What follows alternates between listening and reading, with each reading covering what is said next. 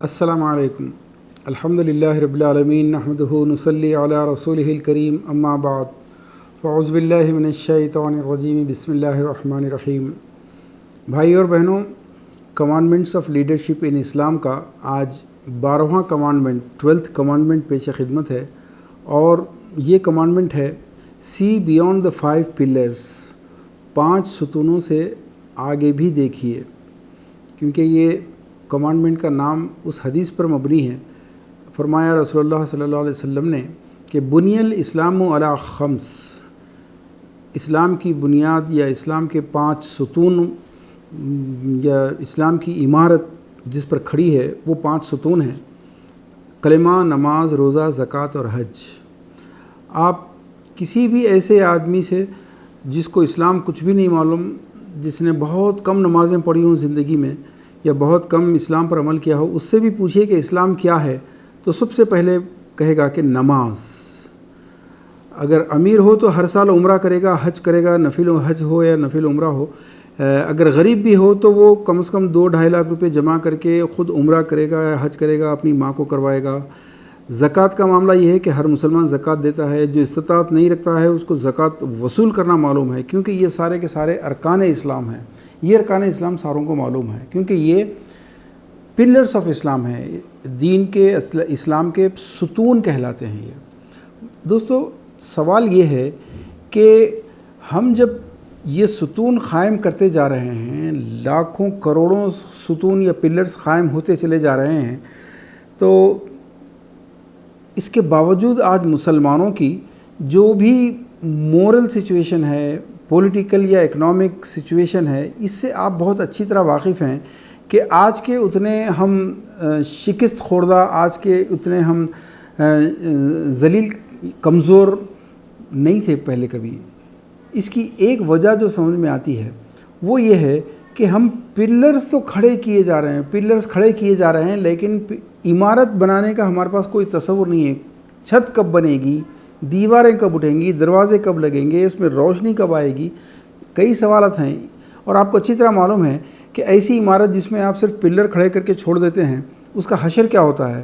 پھر لوگ اس پہ کچرا پھینکنا شروع کر دیتے ہیں، اڈا بنا دیتے ہیں لوگ شراب کے شیشے پھینکنا شروع کرتے ہیں، اور ہمارے پہلوان بھائی لوگ تو اس پہ قبضہ بھی کر لیتے ہیں. ایگزیکٹلی یہی ہو رہا ہے آج کہ ہم نے پلرز تو کھڑے کر دیے، لیکن جب چھت، دیواریں، کھڑکیاں اور دروازے بنانا نہیں شروع کیا تو اس کے اوپر آج آپ کو معلوم ہے کہ کیا ہو رہا ہے. دوستو، یہ آج کا کمانڈمنٹ ہے کہ سی بیونڈ دا 5 پلرز. اس کے لیے تمہیداً ہم کو یہ جو آج ڈاؤن فال آیا ہے اس کے بارے میں بات کرنی پڑے گی. آج یہ اس کمانڈمنٹ کے 2 ایپیسوڈز ہوں گے. پہلے ایپیسوڈ میں ہم دیکھیں گے کہ تھیوری آف ڈاؤن فال کیا ہے، ہمارے زوال کی تھیوری کیا ہے، اور دوسرے ایپیسوڈ میں نیکسٹ ویک آپ دیکھیں گے کہ ریزنس آف دس ڈاؤن فال کیا ہے اور اس کا حل کیا ہے. تو تھیوری آف ڈاؤن فال کو پہلے سمجھیے دوستو. اگر آپ تاریخ پڑھتے ہوئے جائیں، آج کی ہماری جو بھی سچویشن ہے، یہ سچویشن 25 سال پہلے، 50 سال پہلے، 100 ایئرس پہلے، 200 ایئرس پہلے کیا ہے. ذرا آپ بیک ان دی ہسٹری جائیں گے تو آپ یہ محسوس کریں گے کہ آج ہماری پوزیشن جو بھی ہے اچانک نہیں ہوئی. جیسے کسی شاعر نے کہا ہے کہ وقت کرتا ہے پرورش برسوں، حادثہ ایک دم نہیں ہوتا. آپ کو یہ پتا چلے گا کہ آج ہم جس پوزیشن میں پہنچے ہیں، آج سے 25 سال پہلے اس سے تھوڑی بہتر تھی، اس سے 50 سال پہلے تھوڑی اور بہتر تھی، لیکن ڈاؤن فال کا سلسلہ یہ شروع ہو چکا تھا. اور اب یہ ڈاؤن فال جا کر کہاں ختم ہوگا، ہم کو اس کے لیے بھی قوموں کی تاریخ کو پڑھنی پڑے گی. جو اللہ تعالیٰ قرآن میں کہتا ہے کہ پرانی قوموں کا کیا انجام ہوا دیکھو، تو آپ اس نتیجے پہ پہنچیں گے کہ ہماری تمام حرکات و سکنات، ہمارے تمام یہ جتنے آج واقعات ہو رہے ہیں، یہ ساری کی ساری ایک ایسے ڈاؤن فال کا حصہ ہیں جو انڈیکیٹ کر رہے ہیں کہ ہم بہت بری طرح شکست اور مکمل خاتمے کی طرف بڑھ رہے ہیں. اس کے لیے آپ کو تاریخ پڑھنی پڑے گی، کیونکہ جو لوگ تاریخ نہیں پڑھتے ان کا مستقبل کبھی سنور نہیں سکتا. دوستو، تاریخ پڑھنی بہت ضروری ہے. قوموں کے عروج کا بھی ایک پروسیس ہوتا ہے، اور اس کے بعد ان کے زوال یعنی ان کے ڈاؤن فال کا بھی ایک پروسیس ہوتا ہے. اچانک زوال نہیں ہو جاتا، اچانک عروج بھی نہیں ہو جاتا. اس ڈاؤن فال کی جو پروسیس ہے یہ ان اوائڈیبل ہوتا ہے، ان ایویٹیبل ہوتا ہے، ان اسٹاپیبل ہوتا ہے. ہم جس طرف بڑھ رہے ہیں وہ ایک ان اسٹاپیبل انیویٹیبل اینڈ کی طرف بڑھ رہے ہیں. ابھی تھوڑے سال پہلے، تھوڑی صدیاں پہلے اسپین کی تاریخ دیکھیے، کبھی کوئی سوچ بھی نہیں سکتا تھا کہ اسپین میں مسلمانوں کا ستارہ کبھی غروب ہو سکتا ہے. افریقہ میں دیکھیے کتنے افریقی ممالک جو کبھی مسلمان ہوا کرتے تھے آج پورے کے پورے اسلام سے، مسلمانوں سے خالی ہو چکے ہیں بالکل. یا آپ اگر برما کو دیکھ لیجئے، برما میں کتنے لاکھوں مسلمان تھے، لیکن برما کے اطراف میں آپ کے اسٹرانگیسٹ مسلمان کنٹریز ہیں. ادھر پاکستان ہے، ادھر افغانستان ہے، ادھر بنگلہ دیش ہے، ادھر کشمیر ہے. اور آپ کو تو معلوم ہے کہ یہ لوگ اپنے مخالفین کا مقابلہ جو ہے زبان سے کم اور کلاشنکوف اور بندوق اور فوج سے زیادہ کرتے ہیں ہر معاملے میں. لیکن برما کے مسلمان پورے تباہ و برباد ہو گئے، کوئی بیچ میں نہیں آیا. عربوں کو دیکھ لیجیے آپ، یہی عرب قوم جو آدھی دنیا پر کبھی قبضہ کر چکے تھے آج جس غربت اور افلاس کا شکار ہیں. اور آپ کو معلوم ہے غربت ایسی چیز ہے جو ہزاروں بیماریوں کی ماں ہے، اور آپسی خانہ جنگی میں مبتلا ہیں. سارے کے سارے مسلمان ہیں، یمن مسلمان ہے، سعودی عرب مسلمان ہے، بغداد مسلمان ہے، دمشق مسلمان ہے، سارے مسلمان ہیں. لیکن وہاں پر کیا حال ہے؟ یا ہندوستان دیکھیے آپ، یہاں پر یہ کبھی ہم دہلی کے حکمران ہوا کرتے تھے، دہلی ہماری تھی، کبھی حیدرآباد ہمارا تھا، کبھی بیجاپور ہمارا تھا، کبھی بھوپال، کبھی راجستھان. یہ سارے ہماری سرزمین تھے، ہم اس کے سیاہ سفید کے مالک تھے. تہذیب اس کو ہم نے دی، ہندوستان کو سنہری چڑیا گولڈن برڈ کا جو اعزاز ہے وہ ہم نے دلایا. تہذیب ہماری تھی، زبان دی ہم نے پوری، یہاں کی سڑکیں ہم نے بنوائی، عمارتیں بنوائی جس سے کروڑوں روپے کا حکومت کو آج فائدہ ہو رہا ہے، اور شہر بنوائے.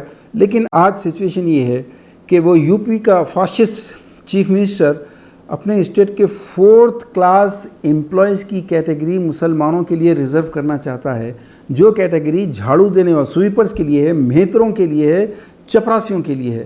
آج ہماری یہ سچویشن آ چکی ہے. اور یہ جو natural process of the downfall ہوتا ہے نا، اس کے انڈیکیشنز یہ ہوتی ہیں کہ سب سے پہلے ایسا کبھی بھی نہیں ہوا، یہ دیکھیے سب سے پہلے کہ ایسا کبھی بھی نہیں ہوا کہ کوئی واقعے سے پہلے ہمارے علماء نے، ہمارے دانشوروں نے، ہمارے ریفارمرز یعنی مصلحین نے، یا ہمارے صحافیوں نے پہلے سے خبردار نہ کیا ہو. ہر مرحلے پر حضرت شاہ ولی اللہ علیہ الرحمہ ہوں، علامہ اقبال ہوں، ابوالکلام آزاد ہوں، مولانا مودودی ہوں، کئی ایسے تاریخی شخصیات گزرے ہیں جنہوں نے ہر ڈیکیڈ میں ہونے والے واقعے کی پچھلی ڈیکیڈ میں ہی اس کی اطلاع دے دی تھی، اس سے اچھی طرح باخبر کر دیا تھا. لیکن چونکہ ڈاؤن فال کا جو تھیوری ہے، جو پروسیس ہے، اس میں سب سے پہلے یہ ہوتا ہے کہ لوگ پڑھنا چھوڑ دیتے ہیں، پڑھتے نہیں ہیں. یہ جو آج مسلمان قوم کی عام بیماری ہے، یہ آج کی نہیں ہے، یہ صدیوں سے چلی آ رہی ہے. یہ لوگ پڑھنا نہیں چاہتے. پھر اس کے بعد ان کے آنکھوں پر غفلت کا اتنا موٹا پردہ پڑ جاتا ہے، ایسی گہری نیند میں چلے جاتے ہیں غفلت کی کہ ان کے بستر میں کتنے سانپ اور کتنے بچھو گھس آئے ہیں انہیں خبر نہیں ہوتی. آپ ان کو اٹھائیے، ان کو جھنجھوڑیے، کچھ بھی کر لیجئے، یہ اٹھیں گے نہیں. اگر اٹھیں گے بھی جھنجلا کر تو خطرے کو محسوس نہیں کریں گے، یقین نہیں کریں گے کہ آپ جو کہہ رہے ہیں خطرہ ہے، تباہی کی طرف ہم بڑھ رہے ہیں، یقین نہیں کریں گے. ہر مرحلے پر ایسے لوگ اٹھے اور انہوں نے کہا کہ اگزامپل کے طور پر کہہ رہا ہوں کہ بابری مسجد کی طرف اٹھنے والی آنکھوں کو ہم پھوڑ دیں گے، شریعت کے لیے ہم گولیاں کھائیں گے، ہم شریعت کو بچائیں گے، اور اولیاء اللہ کی سرزمین ہے، اولیاء اللہ ہماری حفاظت کریں گے. اور ولا تہنوا ولا تحزنوا وانتم الاعلون ان کنتم مؤمنین، کہ مومنوں نہ گھبراؤ نہ غم کرو، اللہ تو فتح تمہارے نصیب میں لکھ چکا ہے. یعنی کہ تمہیں کچھ کرنے کی ضرورت نہیں ہے، بس تم کلمہ پڑھ لو اور اولیاء اللہ کو اور رسولوں کے نام لے لو، آیت کریمہ کر لو. اللہ تعالیٰ اپنے فرشتوں کو بھیج کر تمہاری جان کی حفاظت، تمہارے مال کی حفاظت، تمہاری مسجدوں کی حفاظت کرے گا، تمام اعلیٰ عہدوں کے اوپر تمہارے لوگوں کو بٹھا دے گا. تم پریشان ہونے کی ضرورت نہیں ہے. یہ گھمنڈ، یہ غلط فہمیاں، یہ اوور کانفیڈنس اور یہ عقیدے کا غلط استعمال، دین کے احکامات کا، دین کی قرآن کی خوشخبریوں کا غلط استعمال، یہ down fall of the process ہے. ہر دور میں ہوا ہے. یہ ہر دور میں لوگ یہ سمجھتے ہیں کہ ابھی دلی دور ہے، ابھی کچھ نہیں ہونے والا ہے ہمارے کو. ہم ڈاؤن فال کی طرف بہت تیزی سے، خاتمے کی طرف بڑھ رہے ہیں ہم لوگ.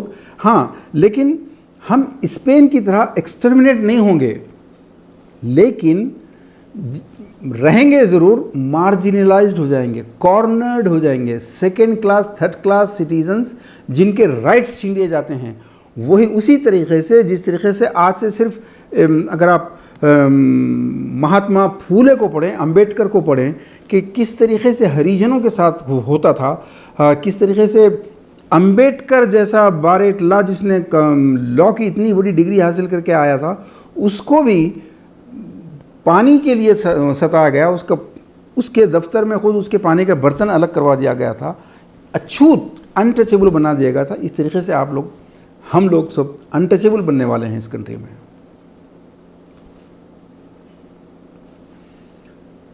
और इसका एंड क्या होता है कि जब जायदादें सारी बिक जाती हैं, आपके पास कुछ होता नहीं, गुर्बत व इफलास मुकम्मल ख़त्म हो जाती है, तो बेचने के लिए आदमी के पास सिर्फ ईमान रह जाता है। और आज लोग नौकरियों के लिए, सियासी पोजीशनों के लिए और मुख्तलिफ वेस्टेड इंटरेस्ट के लिए जो अपना ईमान बेच रहे हैं, अपनी गीरत बेच रहे हैं, अपना ज़मीर बेच रहे हैं, ये आपको अच्छी तरह मालूम है दोस्तों। तो आपको हिस्ट्री गौर करनी होगी।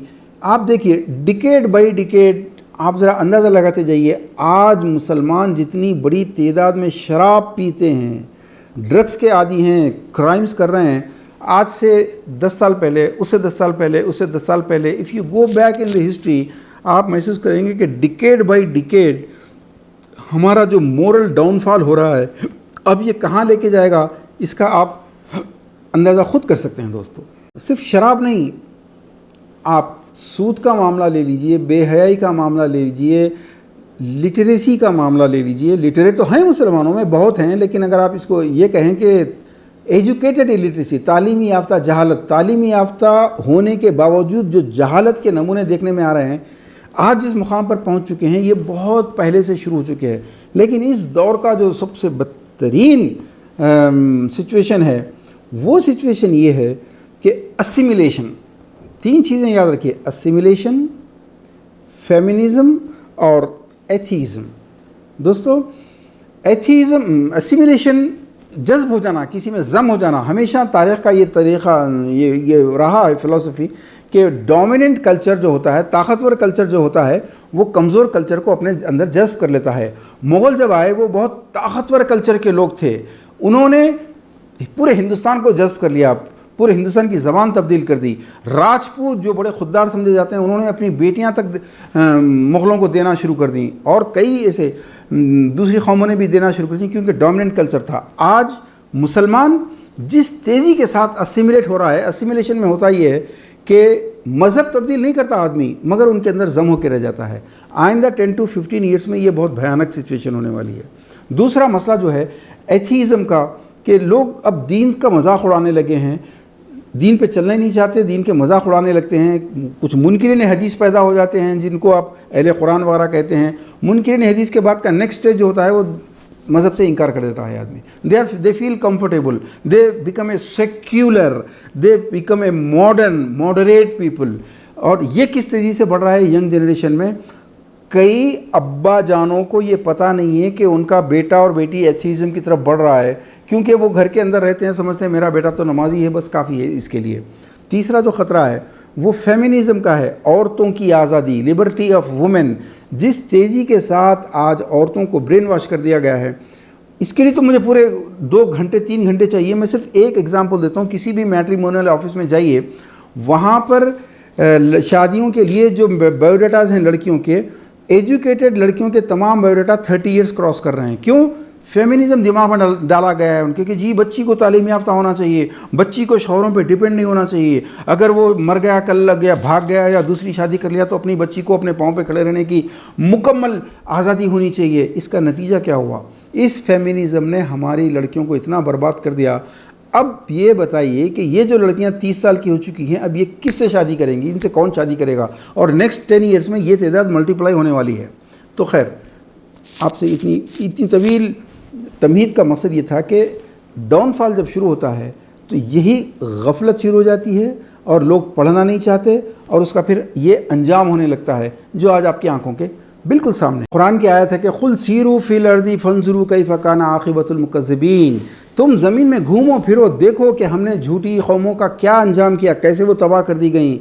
और हमारे इन हालात पर गौर कीजिए कि हम step by step, decade by decade, century by century जिस डाउनफॉल की तरफ जा रहे हैं, हमारा खात्मा भी उसी एंड की तरफ हम लोग बढ़ते चले जा रहे हैं। हाँ, ہم اس قوم کو تباہی سے روک نہیں سکتے، اس کے ختم ہونے سے روک نہیں سکتے، لیکن آج اتنا کر سکتے ہیں کہ کم سے کم کچھ کوشش کر کے اپنی آخرت کو بچا لیں۔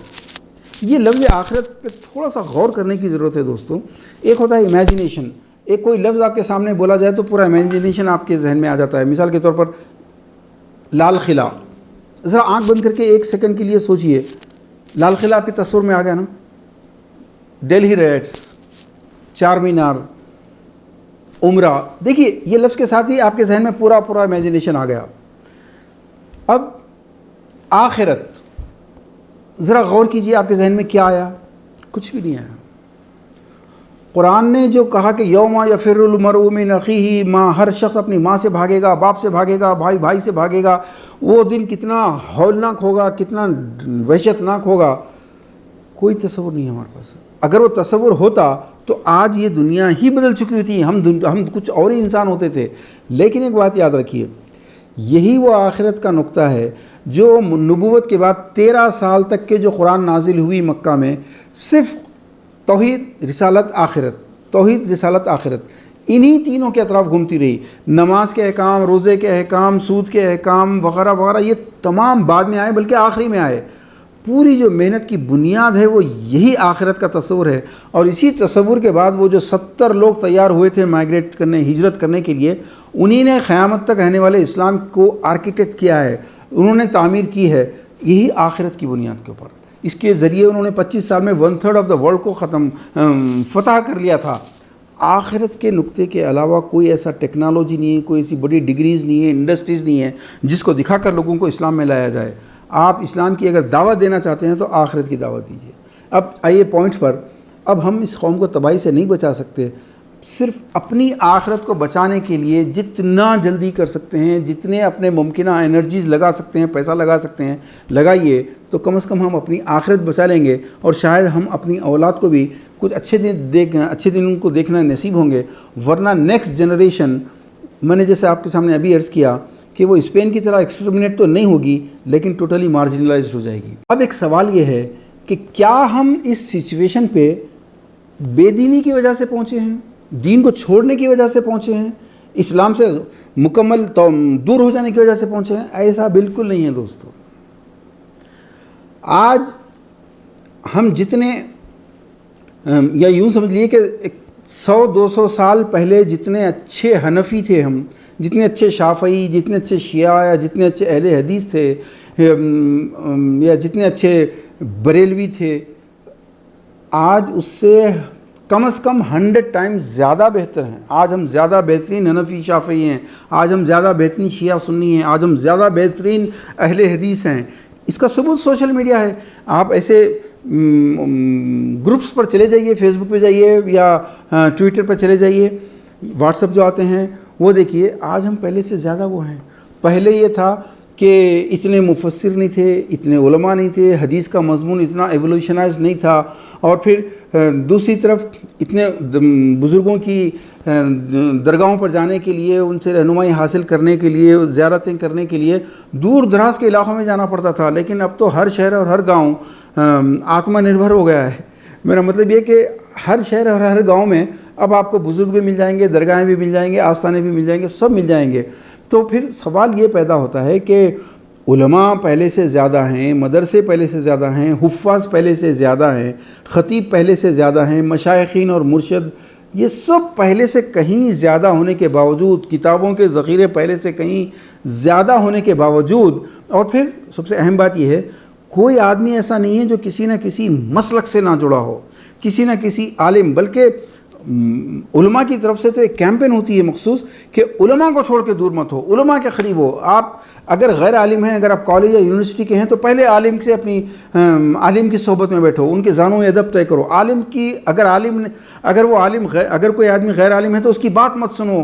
تو اتنا سختی کے ساتھ جب ہم علماء سے چمٹے ہوئے ہیں، مشائخین سے چمٹے ہوئے ہیں، کتابوں اور مسلکوں سے چمٹے ہوئے ہیں، تو پھر ہونا تو یہ چاہیے تھا کہ 25 کروڑ ہندو اور 150-200 کروڑ جو یہودی ہیں، نصرانی ہیں، کمیونسٹ ہیں، سارے اسلام میں آ جاتے، لیکن الٹا ہو گیا۔ الٹا یہ ہو گیا کہ خود مسلمان کہاں کھڑے ہیں۔ اب میں اس کی تفصیل میں نہیں جاتا، ہمارے پورے پچھلے کمانڈمنٹس آپ کے سامنے ہیں دوستو۔ کیا آج وہی دین ایگزسٹ کر رہا ہے جو الیوم اکملت لکم دینکم والی آیت نازل ہونے کے دن ہوا تھا؟ کیا آج کا مسلمان وہی آئیڈیل مسلمان ہے جو قرآن کا آئیڈیل مسلمان تھا، سنتوں کا آئیڈیل مسلمان تھا؟ نبی صلی اللہ علیہ وسلم نے جس صحابہ کی جس امت کو پیدا کیا، جس فوج کو پیدا کیا، کیا یہ مسلمان وہی اخلاق والا مسلمان ہے؟ دوستو، یہ سب علماء کے مشائخین کی مسلکوں سے چمٹے رہنے کے باوجود اگر یہ ہوا ہے تو سوال یہ پیدا ہوتا ہے کہ یہ ہمارے علماء، یہ ہمارے مدرسے کیا دین نہیں پڑھا رہے؟ کیا کوئی اور دین پڑھا رہے ہیں؟ کیا یہ مشائخین کوئی اور دین سکھا رہے ہیں؟ نہیں دوستو، ایسا نہیں ہے. وہ وہی دین پیش کر رہے ہیں جو دین انہیں سکھایا گیا ہے. علماء کو جو مدرسوں میں پڑھایا گیا، وہ جو نصاب تعلیم یا سلیبس یا کریکولم انہیں جو پڑھایا گیا، علماء وہی پڑھا رہے ہیں. ان کے استادوں نے ان کو یہی پڑھایا، ان کے استادوں نے ان کو یہی پڑھایا، یہی ہے. اور وہی جو خانخواہوں نے معرفت کا یا کہہ لیں تصوف کا وہ جو بھی درس دیا ہے، سکھایا ہے، وہ وہی چیز کو پھیلا رہے ہیں. پھر فرق کہاں ہوا؟ اس کی تحقیق کرنی پڑے گی دوستو. اگر پھل اور پتے میں کوئی خامی ہو تو پہلے روٹ کو دیکھنا پڑے گا. اگر عمارت کی دیوار ٹیڑھی جا رہی ہو تو انجینئر یا سپروائزر پر الزام دینے سے پہلے نقشہ کیا دیا گیا ہے، ڈیزائن کیا دیا گیا ہے، آرکیٹیکچر نے کیسے ڈیزائن بنایا ہے، پہلے ہم کو وہ دیکھنا پڑے گا. ہم کو روٹ پر پہنچنا پڑے گا. بے شک مدرسوں کا نصاب، یا جیسے اہل تصوف کہتے ہیں کہ تصوف کا بھی جو نصاب ہے، جو سلوک کے مدارج ہیں، یہ سب قرآن و حدیث سے لیے گئے ہیں، یقیناً لیے گئے ہوں گے. لیکن جس طریقے سے انجینئرنگ یا میڈیسن کے سلیبس ہوتے ہیں، کورسز ہوتے ہیں، انجینئرنگ اور میڈیسن کا سبجیکٹ بہت واسٹ ہے دوستو. لیکن اپنی کنٹری میں، اپنے علاقے میں، اپنے حالات کے لحاظ سے جس نالج کی ضرورت ہے اس چیز کو لا کر سلیبس بنایا جاتا ہے. اور قرآن حدیث یہ بھی بہت سمندر ہے. اس کے بھی نصاب کا یہ اصول ہونا چاہیے تھا کہ ایک تو یہ کہ ایک ہی نصاب سالوں 100 سال نہیں چل سکتا. ہر دور میں حالات بدلنے کے ساتھ ہی آنے والی جنریشن کو کس نالج کی ضرورت پڑے گی، کن لوگوں سے اس کا مقابلہ ہوگا، اس کو کیسے اپنے آپ کو اکوپ کرنا پڑے گا، اس کو کن مسائل کا سامنا کرنا پڑے گا، اس کو سامنے رکھتے ہوئے سلیبس بنایا جاتا ہے. یا یوں سمجھ لیجئے کہ جیسے MBBS کے 100 طالب علم اسٹوڈنٹس نکلتے ہیں تو پڑھتے تو سارے وہی ہیں، وہی وٹامنس، وہی پروٹینز اور وہی پوٹاشیم اور وہی کیلشیم وغیرہ، یہ سارے وہی چیزیں ہوتے ہیں. سر فرق صرف ہوتا ہے کہ کمپوزیشن، ایک ڈاکٹر صحیح کمپوزیشن سمجھ کے کامیاب ڈاکٹر بن جاتا ہے، ایک دن میں 2-2 4-4 لاکھ کماتا ہے، اور ایک ڈاکٹر ملگی میں دواخانہ کھول لیتا ہے. ویسے ہی وکیلوں کا دیکھ لیجئے، ایک ہی کالج سے نکلنے والے جتنے 100-200 اسٹوڈنٹس ہوتے ہیں، وہی کانسٹیٹیوشن، وہی آرٹیکلز، وہی کلازز پڑھ کے پاس ہوتے ہیں، نکلتے ہیں. لیکن کس آرٹیکل کو، کس کلاس کو کہاں فٹ کرنا ہے، یہ جو ذہین لوگ ہوتے ہیں، ذہین وکلا، ذہین ایڈوکیٹس ہوتے ہیں، وہ کامیابی کے ساتھ ان کو وہ صحیح کمپوزیشن کو جانتے ہیں.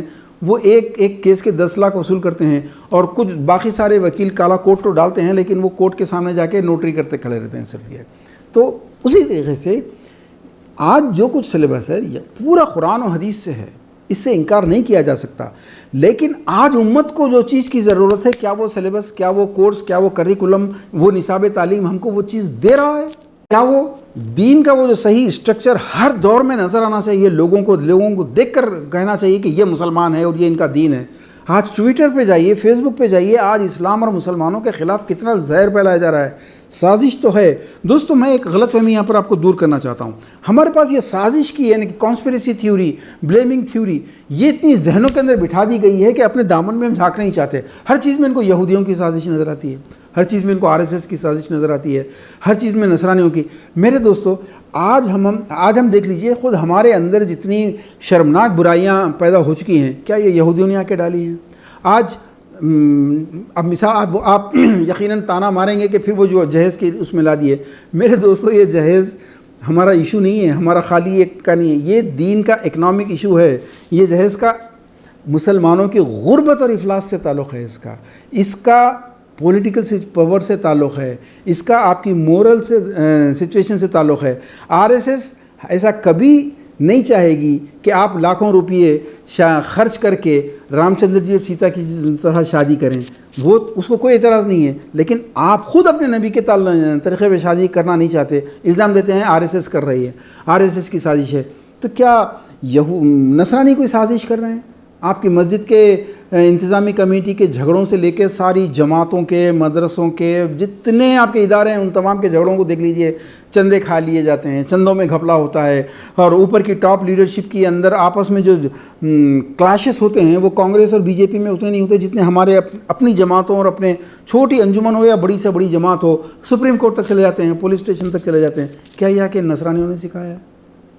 پھر کیا کبھی کسی کمیونسٹ نے آپ کو آ کے یہ سازش کی ہے کہ آپ اپنی مسجد کے اوپر یہ لکھ دیں کہ یہ مسجد صرف فلاں فلاں مسلک کی ہے؟ ان لوگوں نے تو آپ کو مسلکوں میں نہیں بٹا. کیا کوئی کمیونسٹوں نے آ کے آپ کو مسجدیں چھوڑو اور مسجدوں کے بجائے جا کے درگاہوں کے اوپر دعائیں مانگا کرو، درگاہوں کے اوپر اپنے تمام مسائل پیش کیا کرو، صندل نکالو، پنکھے نکالو، میلاد النبی سے سڑکوں کو جام کر دو تاکہ لوگ یہ سمجھیں کہ ان کے نبی بھی ایسی کرتے تھے، شاید ان کے نبی بھی ایسی سڑکوں کو جام کرتے تھے، شاید ان کے نبی بھی ایسی. ظاہر ہے کہ آدمی اپنے مذہب کا جو بھی کام کرے گا وہ اپنے ہی مذہب کے کسی بڑی شخصیت کے کوئی نمونہ پیش کرنے کے لیے کرے گا. تو کیا یہ کمیونسٹوں نے سکھایا؟ دوستو یہ جو بلیم تھیوری ہے، یہ جو ایکیوزیشنز تھیوری ہے، کانسپریسی تھیوری ہے، اس کو بند کر کے ہم کو غور کرنے کی ضرورت ہے. اگر صحیح دین ہم تک پہنچ جاتا، صحیح دین ہمارے ذہنوں کے اندر بٹھایا جاتا تو آج ہم دنیا کی امامت کرتے. وقال انی جاعلک للناس اماما، ابراہیم علیہ السلام سے کہا کہ ہم تمہیں ساری دنیا کے انسانوں کا امام بنائیں گے، اور یہ امامت ہمارا فرض منصبی ہے، ہم کو کرنی پڑے گی، ہم کو آنی پڑے گی دوستو. لیکن آپ دیکھیے کہ ہم نے جن مسلکوں کو، علماء کو وغیرہ وغیرہ کو، مشائخین کو فالو کیا، آج وہ لوگوں نے لا کر ہم کو کہاں کھڑا کر دیا ہے. دور دور تک اب نہ تو کوئی صحیح اسلام قائم ہونے کے آثار نظر آ رہے ہیں، نہ مسلمانوں کی اکنامک سچویشن یا پولیٹیکل سچویشن بہتر ہونے کے کوئی آثار نظر آ رہے ہیں. ہم دنیا کی امامت کرنا تو بہت دور کی بات ہے، ہم اپنے گھر میں امامت نہیں کر سکتے، ہم اپنی بیوی کو حکم نہیں دے سکتے، ہم اپنے بچوں کی امامت نہیں کر سکتے. ہم دنیا کی امامت کیا کریں گے دوستو؟ اس کا ریزن صرف یہ ہے کہ دنیا کی امامت کرنے کا جو سبجیکٹ تھا وہ ہمارے نصاب میں نہیں ہے. وہ ہمارے مدرسوں کے نصاب میں اگر ہوتا تو ہم آج بینکوں کے باہر لائنوں میں کھڑے رہنے والے نہیں ہوتے. ہماری قوم پوری ڈرائیوروں اور رکشے والوں کی ہماری قوم نہیں ہوتی تھی. وہ نصاب میں ہی شامل نہیں ہے امامت کرنا. لیکن اس کا الزام علماء پہ نہیں دیا جا سکتا. آج جو مدرسوں سے نکلنے والے علماء ہیں ان کی محنت کا ہم مقابلہ نہیں کر سکتے. ہمارے بچوں کو ایئر کنڈیشن میں اگر نہ ہو تو زکام ہو جاتا ہے، ہمارے بچے ذرا دھوپ میں چلے تو ان کی اسکن جل جاتی ہے. ہمارے بچوں کے ہابیز کے اوپر اگر فوری خرچہ نہ کیا جائے تو یہ بچے بڑے ہو کے انفیریٹی کمپلیکس میں نکلتے ہیں. کیا کیا تماشے ہو رہے ہیں، لاکھوں روپیہ برباد کر رہے ہیں ہم لوگ، ہمارے جیسے لوگ، آپ کے جیسے لوگ. لیکن یہ جو مدرسوں سے نکلنے والے طلباء ہیں ان کی قربانیوں کا آپ کو کوئی اندازہ نہیں ہے. یہ بھوکے رہتے ہیں، یہ پیاسے رہتے ہیں، یہ بغیر اسی کے رہتے ہیں. یہ دینی علم حاصل کرنے کے لیے انہوں نے جو محنت کی، ان کے استادوں نے جو محنت کی، اور ہزاروں لاکھوں کی تعداد میں علماء پیدا کیے، حفاظ پیدا کیے، خطیب پیدا کیے، ان لوگوں کی وجہ سے تو اسلام قائم ہے دوستو. لیکن پرابلم کہاں ہو رہا ہے وہ غور کرنے کی ضرورت ہے کہ جو ظاہر ہے کہ یہ لوگ اپنی طرف سے کوئی نیا دین نہیں پیدا کر رہے ہیں، ان کو جو سکھایا گیا ہے یہ وہی دین پیش کر رہے ہیں دوستو. اب سوال یہ پیدا ہوتا ہے کہ جب بہترین حنفی علماء نکل رہے ہیں، بہترین شافعی علماء نکل رہے ہیں، بہترین شیعہ علماء نکل رہے ہیں، لیکن وہ مسلمان، سچے مسلمان، دین حنیف کے پھیلانے والے مسلمان نہیں نکل رہے ہیں جو ایک دوسرے کے عقائد کو نظر انداز کر کے، ایک دوسرے کی غلطیوں کو نظر انداز کر کے ایک دوسرے سے گلے ملیں گے. وَاعْتَصِمُوا بِحَبْلِ اللَّهِ جَمِيعًا وَلَا تَفَرَّقُوا. یہ جمعیت کے ساتھ ایک دوسرے کے فرقہ بندیوں کو ختم کرنے والے علماء نہیں نکل رہے، بلکہ اپنا مقدمہ عوام کے سامنے پیش کر رہے ہیں کہ دیکھو یہ عقیدہ صحیح ہے، یہ عقیدہ صحیح ہے، یہ طریقہ صحیح ہے، فیصلہ تم لوگ کرو. بجائے اس کے کہ عوام جا کے علماء کو جج بناتے، عوام کو ان لوگوں نے جج بنا دیا، اور اس کے بعد ان سے فیصلے جب کروانے لگے تو عوام کو کیا پتہ. عوام تو جو علماء نے کہا مان لیا، جو مشائخین نے کہا مان لیا، وہ تو ان کے پیچھے چلنے والے ہوتے ہیں. اس کے نتیجے میں پھر سارے فرقہ بندیاں. اسی سچویشن کے لیے علامہ اقبال نے کیا خوبصورت بات کہی ہے دوستو. مسلمان ہے توحید میں گرم جوش، مگر دل ابھی تک ہے زنار پوش. زنار وہ جو برہمن لال ڈوری باندھتا ہے، اس کے بغیر کبھی برہمن نہیں رہ سکتا. تو علامہ اقبال کہہ رہے ہیں کہ مسلمان ہے توحید میں گرم جوش، مگر دل ہے اب تک زنار پوش. تمدن، تصوف، شریعت تمام، بتان عجم کے پجاری تمام، حقیقت خرافات میں کھو گئی، حقیقت خرافات میں کھو گئی، یہ امت روایات میں کھو گئی، عجم کے خیالات میں کھو گیا، یہ سالک مقامات میں کھو گیا، بجھی عشق کی آگ اندھیر ہے، بجھی عشق کی آگ اندھیر ہے، مسلمان نہیں راک کا ڈھیر ہے۔ تو آج ہم جو راک کا ڈھیر بنے ہیں، اگرچہ کہ دین سے جڑے ہوئے رہے، اگرچہ کہ علماء سے جڑے ہوئے رہے، اگرچہ کہ مسلمانوں سے اور مشائخین سے جڑے رہے، لیکن آج یہ انجام ہوا۔ لیکن میں ایک آخری بات کہنا چاہتا ہوں آپ سے دوستو، وہ یہ ہے، اس کمانڈمنٹ کا مطلب یہ نہ سمجھیں کہ علماء پہ کوئی اٹیک کر رہے ہیں، خدا نخواستہ علماء پہ تنقید کر رہے ہیں۔ دیکھیے علماء کے مقام کو پہنچے سمجھیے پہلے، اور علماء خود اپنی ذمہ داری کو سمجھیں۔ علماء کا مقام عابد کے اوپر فوقیت رکھتا ہے، علماء شہید کے اوپر فوقیت رکھتے ہیں۔ حدیث ہے کہ قیامت کے روز اگر علماء کے قلم کی سیاہی اور شہیدوں کے خون کو تولا جائے گا تو علماء کے قلم کی سیاہی زیادہ وزنی ثابت ہوگی۔ ایک حدیث میں یہ بھی ہے کہ 3 لوگ ہوں گے جو شفاعت کے حقدار ہوں گے، جس میں سب سے پہلے انبیاء ہوں گے، دوسرے نمبر پہ علماء ہیں، تیسرے نمبر پہ شہداء ہے۔ ماشاءاللہ سبحان اللہ، علماء کو یہ مقام دیا گیا ہے۔ اللہ تعالیٰ قرآن میں کہتا ہے کہ انما یخشى اللہ من عبادہ العلماء، کہ میرے بندوں میں سے ڈرنے والے جو ہوتے ہیں وہ علماء ہوتے ہیں۔ اس کا مطلب یہ نہیں کہ میں نہیں ڈرتا یا آپ نہیں ڈرتے، سب ڈرتے ہیں اللہ سے، لیکن علماء کے دل میں جو اللہ کا خوف، اللہ کا ڈر اور خشیت ہوتی ہے، اس خشیت کو تمام انسانوں کے لیے اسٹینڈرڈائز کر دیا گیا۔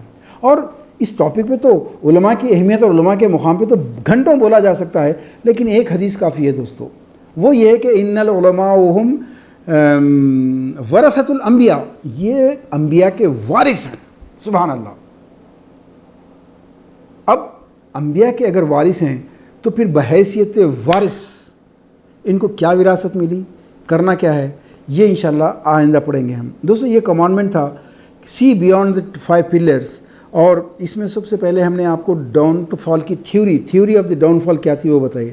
اب ہم نیکسٹ ویک میں انشاءاللہ ریزنس آف دس ڈاؤن فال اور اس کا حل کیا ہے انشاءاللہ تعالی ہم پیش کریں گے۔ وآخر دعوانا الحمدللہ رب العالمین۔